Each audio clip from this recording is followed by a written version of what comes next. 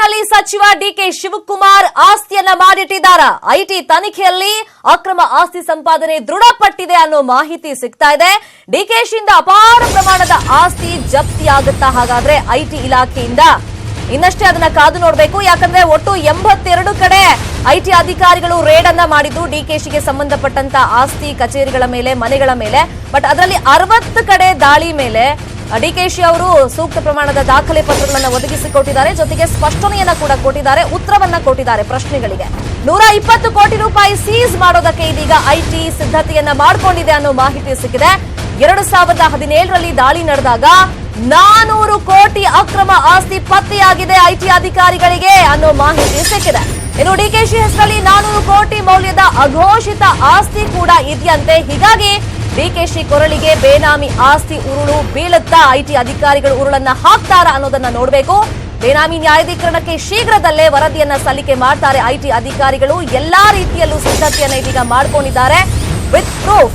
ಇನ್ನು ವರದಿ ಸಲ್ಲಿಕೆ ಬಳಿಕ ಬೇನಾಮಿ ಆಸ್ತಿಯನ್ನ ಹಾಗಾದ್ರೆ ಮುಟ್ಟುಗೋಲು ಹಾಕಿಕೊಳ್ಳಲಾಗುತ್ತಾ?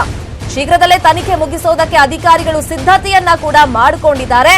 ಇಡಿಯಲ್ಲಿ ಈಗಾಗಲೇ ಎಫ್ಐಆರ್ ಕೂಡ ರಿಜಿಸ್ಟರ್ ಆಗಿದೆ.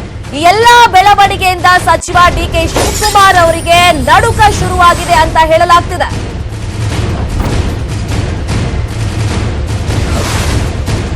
ಈ ಬಗ್ಗೆ ಮತ್ತಷ್ಟು ಇನ್ಫಾರ್ಮೇಶನ್ ಕೊಡ್ತಾರೆ. ನೇರ ಸಂಪರ್ಕದಲ್ಲಿ ಜಾಯ್ನ್ ಆಗಿರುವಂತ ನಮ್ಮ ರಿಪೋರ್ಟರ್ ಚಿದಾನಂದ್ ಪಟೇಲ್. ಚಿದಾನಂದ್ ಪಟೇಲ್, ಕೆಲವೊಂದಷ್ಟಕ್ಕೆ ಅಷ್ಟೇ ಅವರು ಪ್ರೂಫ್ ಕೊಟ್ಟಿರೋದು, ಜೊತೆಗೆ ಪ್ರಶ್ನೆಗಳಿಗೆ ಉತ್ತರವನ್ನ ಕೊಟ್ಟಿದ್ದಾರೆ ಐಟಿ ಅಧಿಕಾರಿಗಳಿಗೆ ಅಂತ ಗೊತ್ತಾಗಿದೆ. ಹಾಗಾದ್ರೆ ಬೇನಾಮಿ ಆಸ್ತಿ ಇದೆ ಅಂತ ಆದ್ರೆ ಯಾವ ರೀತಿ ಅದು ದೃಢಪಟ್ಟಿದೆ, ಎಷ್ಟಿದೆ? ಶರ್ಮಿತಾ ಶೆಟ್ಟಿ 2017ರ ಆಗಸ್ಟ್ನಲ್ಲಿ ಒಟ್ಟು 82 ಕಡೆ ಡಿಕೆ ಶಿವಕುಮಾರ್, ಅವರ ಕುಟುಂಬ ಸದಸ್ಯರು, ಆಪ್ತರು ಮತ್ತು ಅವರ ವ್ಯಾವಹಾರಿಕ ಪಾಲುದಾರರ ಮೇಲೆ ಏಕಕಾಲದಲ್ಲಿ 82 ಕಡೆ ದಾಳಿ ನಡೆಯಿತು. ಆ ದಾಳಿ ಸಂದರ್ಭದಲ್ಲಿ ಒಟ್ಟಾರೆ 82 ಕಡೆ ಸಂಬಂಧಪಟ್ಟ ಹಾಗೆ ಇದೀಗ ಎಫ್ಐಆರ್ ಅನ್ನು ಕೂಡ ದಾಖಲೆ ಮಾಡಿರೋದು. ಒಂದು ಕಡೆ ಇಡಿ ದಾಖಲೆ ಮಾಡಿರೋದು, ಮತ್ತೊಂದು ಕಡೆ ಐಟಿ ಕೂಡ ಅವರು, ಅವರ ಆಪ್ತರು ಮತ್ತು ಅವರ ತಾಯಿ ಸೇರಿದಂತೆ ಅವರ ಸಹೋದರರು ಕೂಡ ವಿಚಾರಣೆಯನ್ನು ನಡೆಸುತ್ತಿದೆ.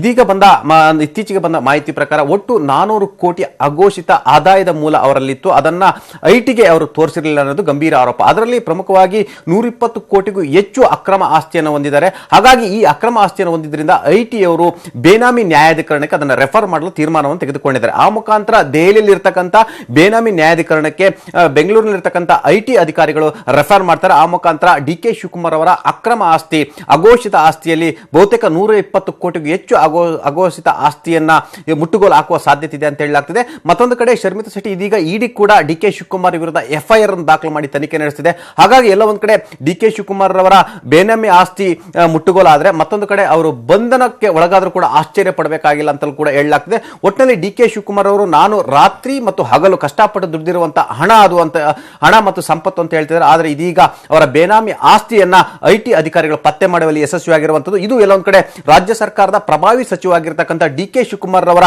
ಎಲ್ಲೊಂದ್ ಕಡೆ ಮುಂದಿನ ರಾಜಕೀಯ ಜೀವನಕ್ಕೆ ಇದು ಎಲ್ಲೊಂದ್ ಕಡೆ ಎದುರುತೊಡರಾಗುವ ಸಾಧ್ಯತೆ ಇದೆ ಅಂತ ಹೇಳಲಾಗ್ತಿದೆ. ಒಟ್ಟಾರೆ ಡಿಕೆ ಶಿವಕುಮಾರ್ ಅಕ್ರಮ ಅಘೋಷಿತ ಆಸ್ತಿ ಈಗ ಪತ್ತೆ ಮಾಡಿರುವಂತ ಐಟಿ ಅಧಿಕಾರಿಗಳು ಅದನ್ನು ಮುಟ್ಟುಗೋಲಿಗೆ ಏನೆಲ್ಲ ಏರ್ಪಾಡು ಮಾಡಬೇಕು, ಕಾನೂನಿನ ರೀತಿಯ ಏನೆಲ್ಲ ಅದಕ್ಕೆ ಸಂಬಂಧಪಟ್ಟಾಗೆ ಏನು ಮುಂದಿನ ಹೆಜ್ಜೆ ನೀಡಬೇಕು, ಅದಕ್ಕೆಲ್ಲ ರೀತಿಯ ತಯಾರಿಯನ್ನು ನಡೆಸಿದ್ದಾರೆ ಶರ್ಮಿತಾ ಶೆಟ್ಟಿ. ಥ್ಯಾಂಕ್ ಯು ಚಿದಾನಂದ್ ಪಟೇಲ್ ತಮ್ಮೆಲ್ಲ ಇನ್ಫಾರ್ಮೇಶನ್ಗೆ.